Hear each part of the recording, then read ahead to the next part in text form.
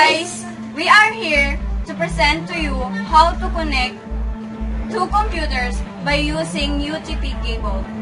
So, listen and enjoy what. Hi, my name is Melissa Iveta Malvar, assigned in work group and changing computer name. Hi, my name is Joylyn Jabar, assigned in Ukrim. Joy Liday, I'm assigned in pinging IP address. Hi, my name is Sheila May Miguel, assigned in IP address. My name is Alvin Joy Martinez, assigned in network shipping. These are the material that we needed. This is UTP cable, 2 RJ45 and crimping tools. Ito ang step sa paggawa ng UTP cable. Step 1. Kailangan natin gumamit ng UTP cable. Ayusin sa tamang Pagkatapos mabalatan ang dalawang dulo ng UTP cable, kailangan ng isaayos sa tamang color coding nito. At kailangan pantay-pantay din para maipasok sa RJ45.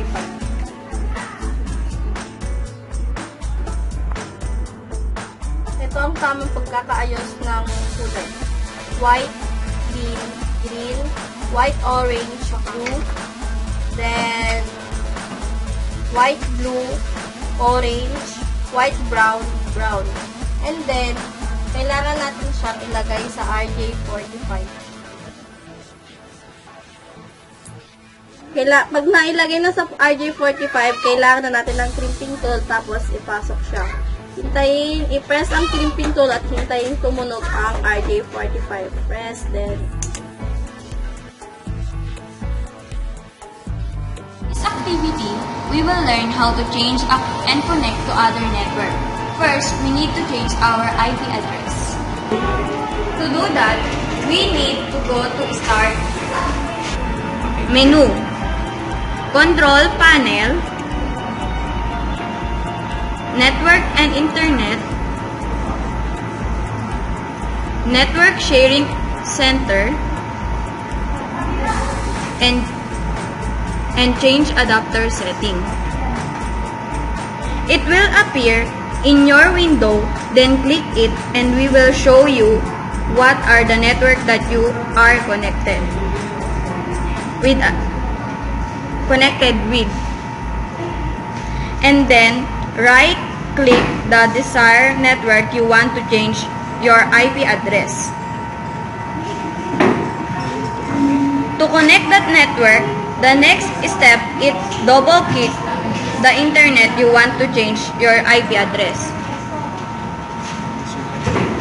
Once you decide, click it. It will show the window that view the status of the network. Note, before you going the properties, the network, we need to understand or we need to find the media state of the network, and it should be enabled. Once in enable, go to properties.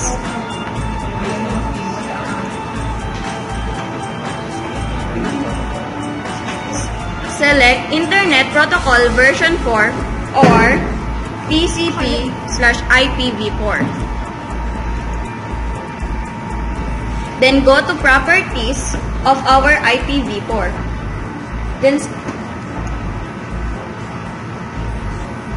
Then select use the following IP address.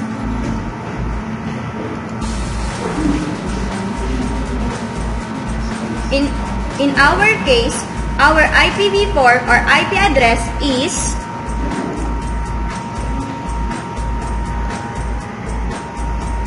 192.168.200.02. Once you input your IP address, go your subnet mark.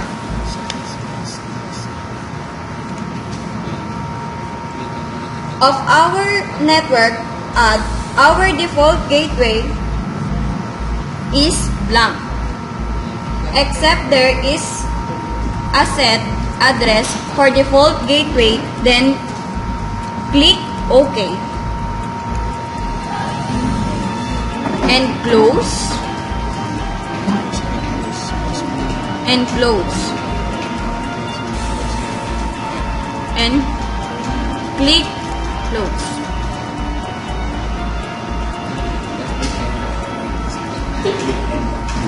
That will end the activities.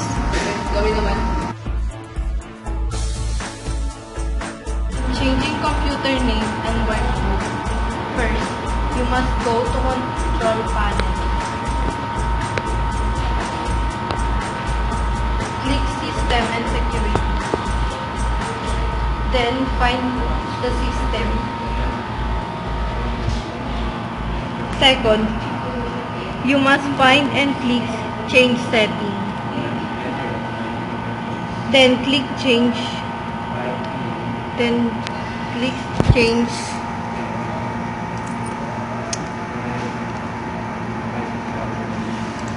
Change computer name into PSIT 1.6.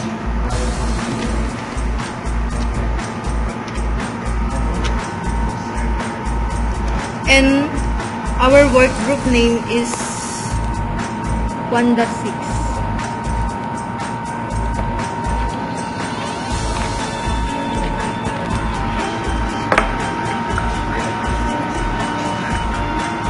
Work group 1.6.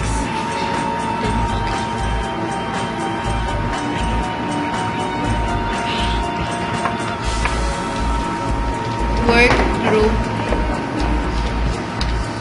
1.6. Then, okay.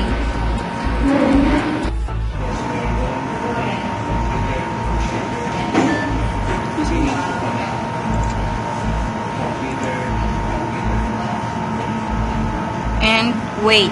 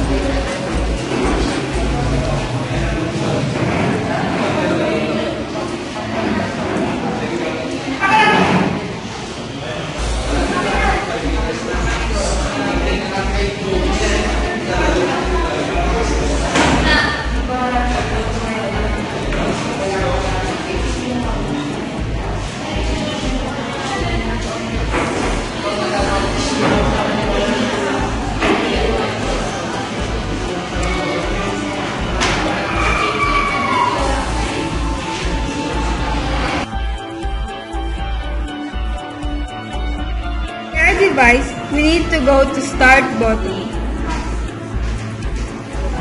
Device printer. Then right-click the desired printer or device you want to share.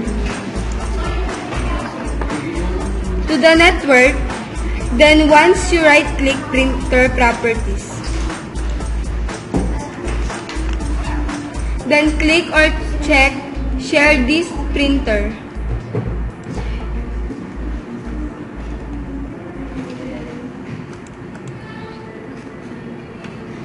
Then click Apply.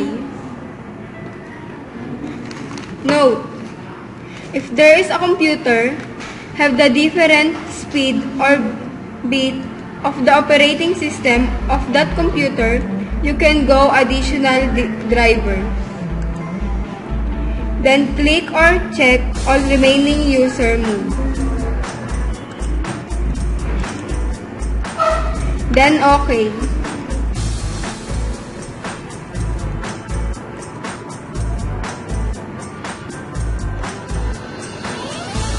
Then click Cancel and Close.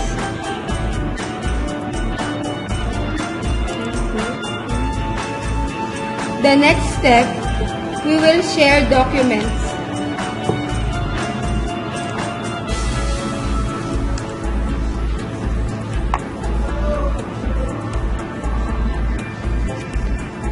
documents, music, and video. To do that, go to your documents. Then select what you desire to share to the network. In this case, we are going to share a picture. Select Pictures, then right-click the desired picture you want to share.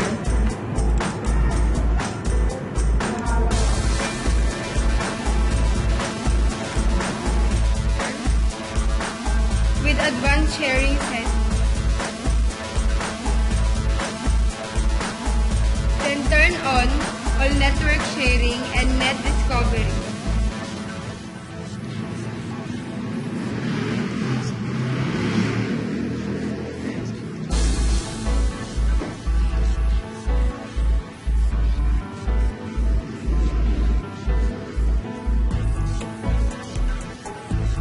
That's all the process of sharing a computer file or computer.